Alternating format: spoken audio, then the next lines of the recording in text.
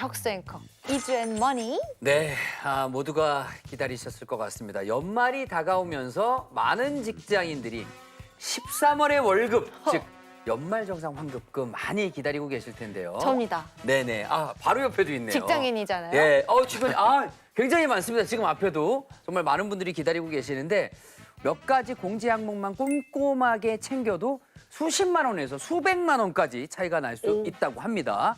아깝게 날려버리는 세금 혜택이 없도록 실전에서 바로 활용할 수 있는 연말 세테크 전략을 이주앤머니에서 하나씩 꼼꼼히 짚어드리겠습니다. 일명 세테크라고 하죠. 합법적으로 세금을 절감하면서 환급은 극대화하는 거. 뭐 건너 들은 팁 많지 않습니까? 뭐 예를 들면 안경 구입비 같은 거, 렌즈나 안경 착용하신 분들, 저 같은 경우도 렌즈를 지금 착용하고 있거든요. 네. 이런 것도 이제 세액공제를 통해서 혜택을 좀 받을 수 있고. 네, 이런 뭐 세세한 팁들을 뭐 몇 가지 알고 있긴 네, 한데요. 그런 팁이 지금 5,000개가 되는데 다 소개해드릴 수는 없고. 그 회장님 네. 몇 가지 팁들만 좀 소개 좀 부탁드릴게요. 절세하는 팁으로서 가장 이제 중요하게 생각하는 게 이제 금융상품을 이용한 부분이거든요. 네. 그러니까 지금 이제 가장 중요한 게 연금저축에 이제 보통 이제 많이 가입돼 있는데, 그리고 IRP라고 해서 개인형 퇴직연금 네. 네네네. 그런 이제 세공제를 받는 방법. 일단은 뭐 연금저축을 연 600만 원 정도는 불입을 하시면 공제액이 굉장히 크고요. 그리고 또 IRP 계좌에 또 가입하시면 300만 원 정도까지 공제가 가능합니다. 그러면은 공제율이 한 굉장히 큰 12%에서 15% 되기 때문에 네. 두 개를 이제 900만 원이죠. 네. 그거를 가입을 하면은 연간 한 148만 원 정도까지 세액 공제를 받을 수 있습니다. 그러면 148만 원을 환급받을 수 있다는 얘기죠. 회장님, 그럼 이게 가입을 하고 일정 금액 이상 저축이 되어 있는 상태여야 하나요? 그런 조건은 따로 없나요? 그러니까 연간 불입액에 대해서 공제를 해주기 때문에요. 매년 들어간 불입만 금액에 해주시면 대해서. 되고 매년 연 단위로 이렇게 공제가 됩니다. 그래서 그러면 이거 연말에 뭐 한꺼번에 내도 네네. 혜택을 받을 수 있습니까? 가능합니다. 예, 예. 그렇군요. 얼마 남지 않았어요. 해야죠. 예, 이제 그 빨리 해야 600만 원에 이제 미달하는 금액이나 아까 그 IRP 같은 경우 300만 원에 미달하는 금액이 있으면 추가 불입하셔서 공제 혜택을 받으시면 지금 바로 아까 체크해야 되네요. 세금을 많이 내셨던 분들에게는 정말 많은 혜택이 되겠죠. 네. 그리고 IS계라고 우리 뭐 ETF라든지 주식 같은 거를 거기서 이제 투자할 수 있는 계좌도 있는데 네. 또 만기가 되면은 연금저축 계좌로 이제 이전도 할 수 있거든요. 그러면은 이체 금액의 10% 정도를 추가로 또 세액공제 받을 수가 있습니다. 그렇군요.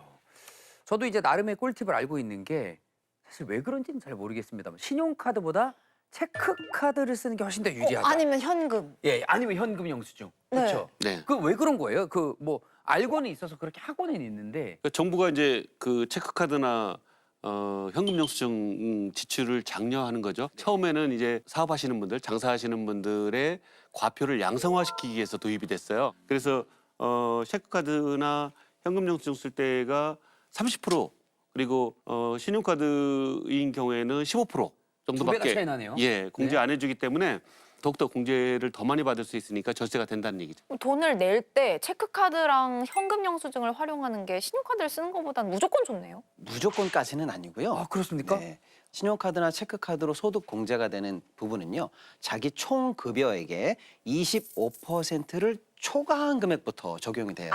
네. 그러니까 25%까지는 신용카드를 쓰나 체크카드를 쓰나 공제가 안 되니까 똑같습니다. 네. 그런데 사실은 이제 신용카드는 마일리지 서비스도 하고 할인 혜택도 주고 하거든요. 맞습니다. 예, 그런 측면에서 자기에게 유리한 부분이 있다면 총 소득의 25%까지는 신용카드를 쓰고 그거를 넘어가는 부분부터 이제 체크카드랑 현금 영수증을 활용하는 게 가장 지혜롭다. 그것도 이렇게 체크를 해야 말씀드리겠습니다. 되네요. 맞습니다. 그냥 무작정 체크카드만 쓰면은 또 불리해질 수도 있겠네요. 네. 그럼 카드사 혜택을 다 못 받고. 예. 내년에는 요거 꼭 명심하고 있겠습니다. 그리고 또 궁금한 게요, 회장님. 저는 맞벌이 부부인데 이게 둘 중에 한 사람한테 몰아서 이게 지출을 하게 되면 더 유리하다고 하더라고요. 맞벌이 부부의 이 경우에는 세테크에 있어서는 이제 전략적으로 이렇게 움직여야 되는데요. 부양가족 공제 같은 경우는 소득이 높은 배우자가 공제받는 게 유리하죠. 왜냐하면은 소득이 높으면 그만큼 소득세율도 높으니까 네. 그러면은 이제 세금도 절세 폭이 높아지는 거고요. 그리고 의료비 같은 경우도 총급여의 3% 이상 써야 의료비 공제가 되기 때문에 아무래도 이제 총급여가 낮을수록 같은 지출액이라면 공제받을 가능성이 높아지겠죠. 아, 그러네요. 예, 그래서 네. 이런 이제 그 상한선을 넘어갈 수 있으니까요. 상한선이 있는 지출 부분에 있어서는 소득이 낮은 낮은 사람이 사람. 지출하는 것이 더욱더 유리하다. 그럼 하은 아나운서가 훨씬 더 잘 버니까 남편한테 또 그 부분을 몰아주고. 남편이 부양가족 인적공제를 받고 네. 그 상한선이 있는 부분을 제가 담당해야 될 것 같습니다. 그렇게 되군요. 예, 죄송합니다. 제가 가족사를 괜히 꺼내가지고 예. 걱정해서 그런 거예요. 제가 더 잘 벌고 싶다. 자, 그럼 맞벌이 부부 받고 자, 올해 코스피가 70%가 올랐습니다. 주식으로 돈 번 사람들이 꽤 많단 말이죠. 우리 머니온즈 여러분들 중에서도 굉장히 많을 것 같은데 그분들을 위해서 또 존재하는 팁이 있다면요? 어떤 게 있을까요? 금융소득 종합과세라고 해가지고 2천만 원 이상의 이자 배당 소득이 있는 경우에는 네. 종합소득세 신고를 해야 되고요. 근로자들인 경우에 근로소득이 있고 또 금융종합과세 대상이 되는 소득이 있으면 그걸 합산을 해가지고 종합소득 세율에 의해서 세금을 추가로 내야 됩니다. 그래서 이번에 연말정산도 잘하시고 그런 다음에 내년 5월 달에도 종합소득세 신고를 놓치지 않아야 됩니다. 이제 우리나라는 이제 주식 관련해서 내가 좀 돈을 벌었어. 그러면 주식 양도 차익에 관해서 세금이 없어요. 그런데 해외 주식은 세금이 있습니다. 알고 있습니다. 맞습니다. 예. 해외 주식은 양도세 약 22% 정도가 부과가 되거든요. 네. 근데 여기에 관해서 일단 우리가 또 참고해야 될 게 있습니다. 뭐냐면 양도 차익이라는 건 팔았을 때 내는 차익이잖아요. 네네. 그렇죠. 그래서 팔지 않고 부부간에 서로 증여를 해버리면 이게 양도세가 아니기 때문에 세금이 안 나간다라고 해서 많은 분들이 꿀팁으로 알고 계셨는데요. 네네. 요게 규정이 조금 바뀌었어요. 그래서 부부간에 증여를 해도 괜찮은데 1년 이내에 매도를 해서 차익을 챙기면 그때는 다시 양도세가 나가니까 1년은 넘기고 매도를 해야 이 해외 주식 양도 차익이 발생이 되지 않는다. 이 우와. 부분을 조금 디테일하게 챙기셔야 될 것 같아요. 와, 네. 아니 저는 이런 거에 해당이 된 적이 한 번도 없어가지고 일단 뭐가 좀 발생돼야 이득이 2천만 발생돼야 원 이게 이상 좀 벌어봤어야 뭘 알죠.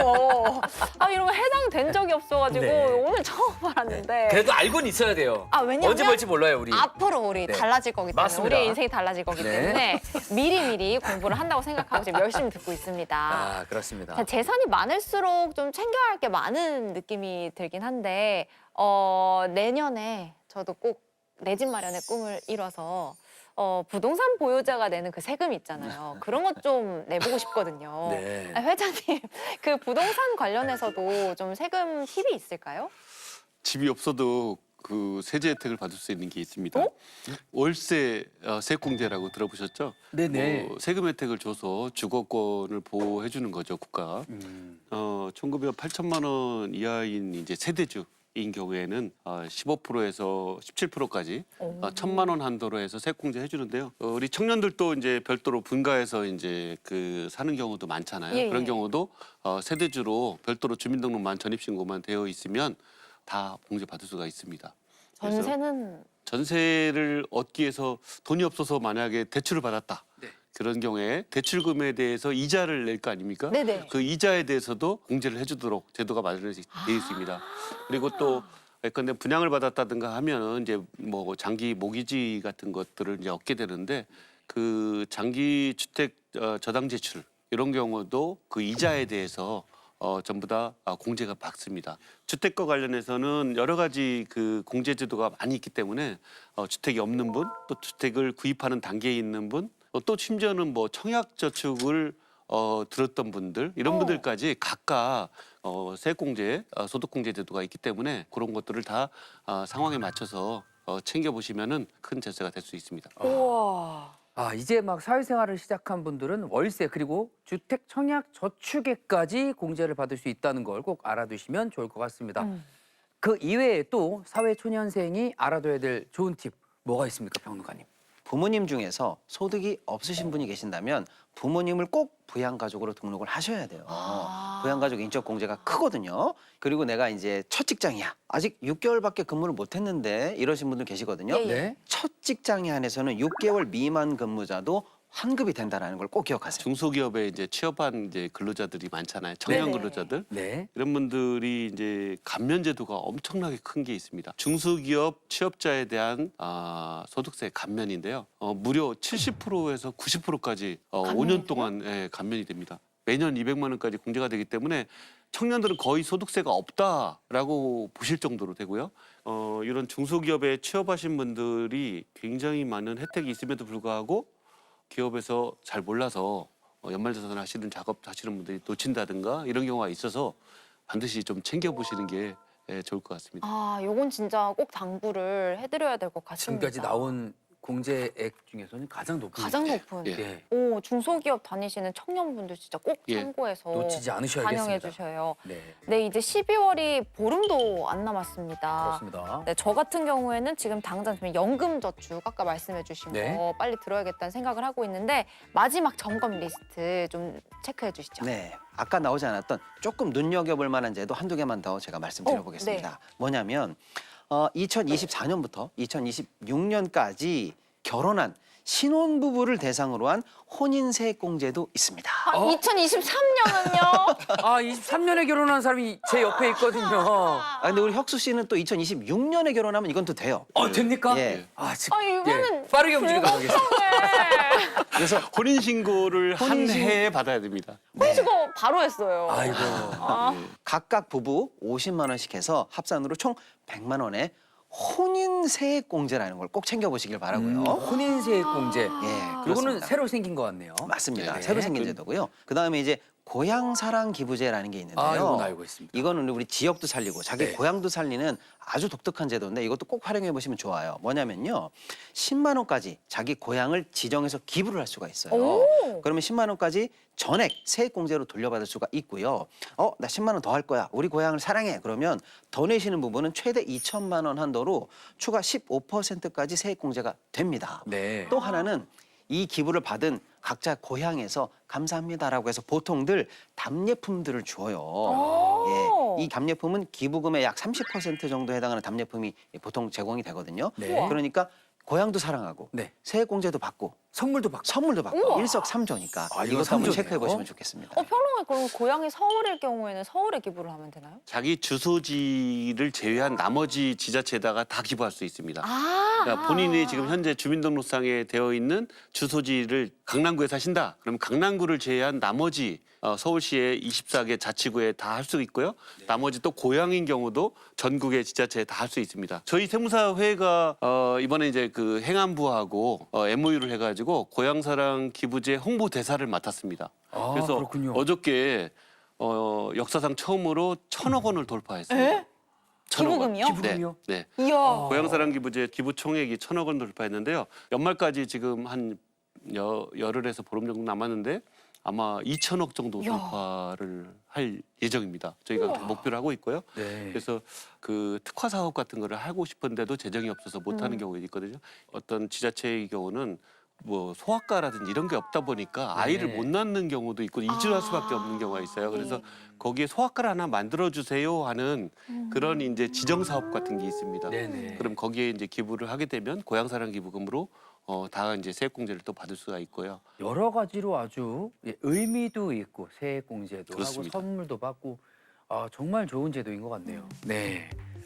자, 근데 이렇게 저희가 이야기를 많이 했는데 혹시 빠뜨린 게 있을까봐 제가 좀 불안해서 회장님 네. 현실적인 조언 좀 한 말씀 네네. 부탁드리겠습니다. 그 연말정산도 지금 세무 플랫폼에서 뭐 예컨대 공제액이 빠졌다 하면서 이제 나중에 종합소득세 신고를 하라 아니면은 경력 청구를 해서 환급을 받아라 네. 이런 이제 안내를 유도 광고를 많이 접하셨을 거예요. 네. 그 작년의 경우에 이제 국세청에서 그런 이제 환급 신고 들은 게 65만 건 정도 돼가지고 그를 좀 일부 조사를 한번 해봤습니다. 그랬더니 이제 세무 플랫폼을 통해서 연말정산 경영청구를 했던 것들이 대부분 99% 전부 다 부당공제였습니다. 진짜요? 근데 부양가족공제 대상도 아닌데 부양가족공제를 받으라고 해가지고서 환급을 신청했다든가 네. 소득금액 100만 원 이상이 되면 못 받는데 그걸 다 알아서 안 받았는데 세무 플랫폼들은 마치 소득이 있어도 받을 수 있는 것처럼 그렇게 공제를- 광고를 해요. 예. 그래서 국세청에서 이런 것들 부당공제를 막는 시스템을 만든다고는 하지만 어떻든 이제 세무 플랫폼들의 유도 광고를 우리 국민들이 거부하기가 쉽지가 않거든요. 네. 이런 이제 유도 광고라든지 이런 걸 못하게는 이번에 이제 세무사법이 개정이 돼서 더 이상은 이제 많이 못하겠지만 그 세무 플랫폼들이 자기 이익을 얻기 위해서 우리 국민들을 어떻게 보면 이제 속이고 힘들게 한 그런 사례거든요. 그래서 그런 부분에 있어서는 제도적 개선과 함께 우리 국민들이 경계를 좀 해야 되겠습니다. 정말 내가 더 받을 수 있는 돈이 있어? 라는 생각을 하면서 들어가게 되더라고요. 그래서 방금 말씀해 주신 부분도 꼭 명심하고 기억하고 계셨다가 이제 세액공제 받으실 때 참고하시면 좋을 것 같습니다. 13월의 월급, 보너스 두둑하게 챙기시기를 바라겠습니다. 네, 오늘 유익하고 알찬 정보 전해주신 구재희 회장님과는 여기서 인사드리도록 하겠습니다. 네. 회장님 좋은 말씀 감사합니다. 네, 감사합니다. 네.